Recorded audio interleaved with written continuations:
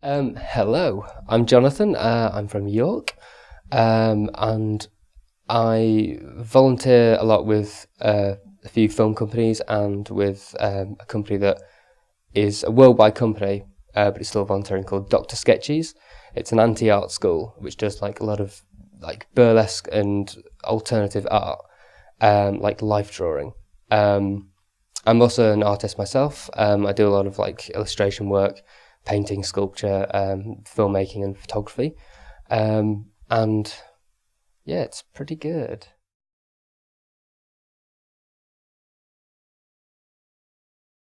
Yeah, the relationship's pretty good. Me and the other two volunteers, we get on really well. We sort of hang out outside.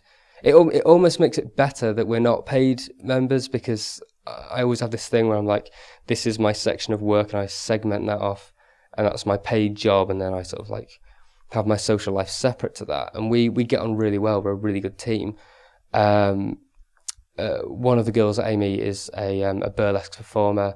Rachel is a photographer, and I'm like the artist one who's done the life drawing and knows the process. So when we bang our heads together, we come up with some really interesting themes, some different ideas, um, and we just sort of spark off each other. It's really nice. It's a good, interesting way of like getting on. And I've made a lot of friends through Sketches as well. People I hang out with again outside of Dr. Sketches. So it's pretty cool. We all get on really well and hang out with a lot of people just outside of it. So it's cool. I'm happy I started it.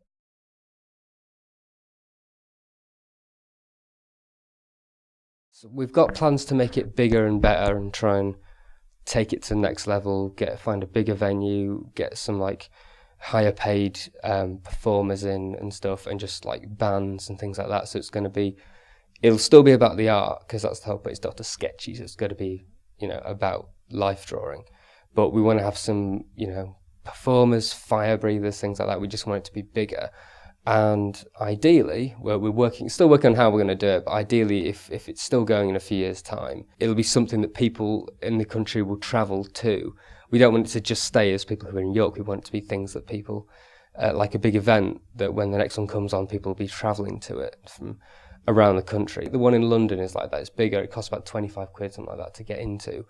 And when it happens, people will go, especially the one in New York. That's the one that started. And they have like really big name people, so people will travel across the states to go to it. We'd like that from this one. We'd like it to just be a really big event, and I'd like it to reflect on my CV as well.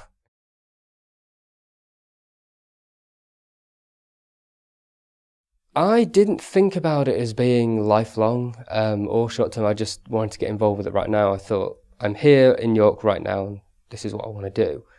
Um, if I stay in York for 5 years, 10 years, or for the rest of my life, then yeah, I'd like it to keep going.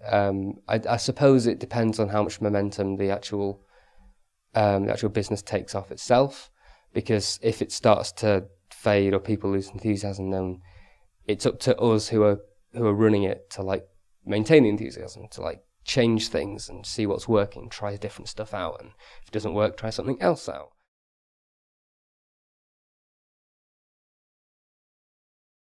Definitely do it. If you've got the time, do it. I volunteer with a company called Chaos Media as well, um, and that's quite fun. Again, it's a good social exercise. It's good at like flexing my creative muscles.